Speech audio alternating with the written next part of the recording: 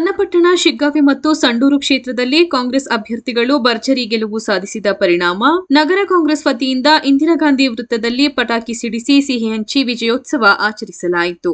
ಈ ಸಂದರ್ಭದಲ್ಲಿ ಮಾತನಾಡಿದ ನಗರ ಕಾಂಗ್ರೆಸ್ ಅಧ್ಯಕ್ಷ ರಾಜೇಶ್ ಯಲ್ಲಪ್ಪ, ಉಪಚುನಾವಣೆಯ ಫಲಿತಾಂಶದ ಬಳಿಕ ಕಾಂಗ್ರೆಸ್ ಸರ್ಕಾರ ಬಿದ್ದು ಹೋಗುತ್ತೆ ಎಂಬುದಾಗಿ ವಿರೋಧ ಪಕ್ಷದವರು ಹೇಳಿಕೆ ಕೊಟ್ಟಿದ್ದರು. ಈಗ ಜನರೇ ತೀರ್ಪು ನೀಡಿದ್ದು ರಾಷ್ಟ್ರಾದ್ಯಂತ ಕಾಂಗ್ರೆಸ್ ಪಕ್ಷದ ಅಲೆ ಹೆಚ್ಚಾಗಿದೆ.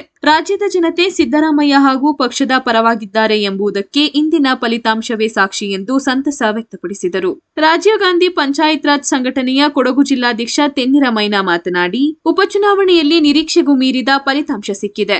3 ಕ್ಷೇತ್ರದಲ್ಲೂ ಕಾಂಗ್ರೆಸ್ ಅಭ್ಯರ್ಥಿಗಳು ಅತ್ಯಧಿಕ ಮತಗಳಿಂದ ಗೆಲುವು ದಾಖಲಿಸಿದ್ದಾರೆ. ಈ ಫಲಿತಾಂಶ ರಾಜ್ಯದ ಜನತೆಗೆ ದಿಕ್ಸೂಚಿಯಾಗಿದೆ ಎಂದರು. ಸಿದ್ದರಾಮಯ್ಯ ಹಾಗೂ ಡಿಕೆ ಶಿವಕುಮಾರ್ ನೇತೃತ್ವದ ಸರ್ಕಾರ ಅನುಷ್ಠಾನಕ್ಕೆ ತಂದಿರುವ ಪಂಚ ಗ್ಯಾರಂಟಿಗಳನ್ನು ರಾಜ್ಯದ ಜನತೆ ಮೆಚ್ಚಿಕೊಂಡಿದ್ದಾರೆ ಎಂಬುದು ಸಾಬೀತಾಗಿದೆ. ಕಾಂಗ್ರೆಸ್ ಸರ್ಕಾರ ಸುಭದ್ರವಾಗಿರಲಿದ್ದು ಮುಂದಿನ ದಿನಗಳಲ್ಲೂ ಅಭಿವೃದ್ಧಿ ಪರವಾಗಿರಲಿದೆ.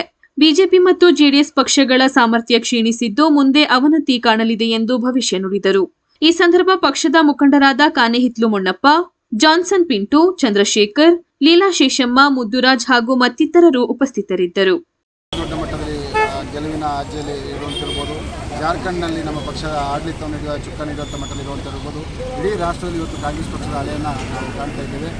ವಿರೋಧ ಪಕ್ಷಗಳ ಏನೇ ಡೊಂಬರಾಟ ಮಾಡಿದ ಸಮೇತ ನಮ್ಮ ರಾಜ್ಯದ ಜನತೆ ನಮ್ಮ ಪಕ್ಷದ ಪರವಾಗಿ, ನಮ್ಮ ನಾಯಕರಂಥ ಸಿದ್ದರಾಮಯ್ಯ ಪರವಾಗಿದ್ದಾರೆ ಅಂತ ಹೇಳೋದಕ್ಕೆ ಇದೊಂದು ಸಾಕ್ಷಿಯಾಗಿದೆ. ಮುಂದಿನ ದಿನಗಳಲ್ಲಿ ಇನ್ನೂ ಒಳ್ಳೆಯ ಉತ್ತಮವಾದ ಯೋಜನೆಗಳನ್ನು ತರುವಂಥ ಮುಖಾಂತರ ಪಂಚ ಯೋಜನೆಗಳಿಂದ ಏನು ಬೊಕ್ಕಸ ಯಾರಿಗೂ ಆಗ್ತಾರಂಥ ಒಂದು ಮಾತುಗಳನ್ನು ಹೇಳ್ತಾ ಇದ್ರು, ಅದು ಸುಳ್ಳು ಅಂತ ಹೇಳೋದನ್ನು ಕರ್ನಾಟಕ ಜನತೆ ಇವತ್ತು ನಿರೂಪಣೆ ಮಾಡಿರೋದ್ರಿಂದ ನಮ್ಮ ಪಕ್ಷ ದಿನ ಓಡಲಿದೆ.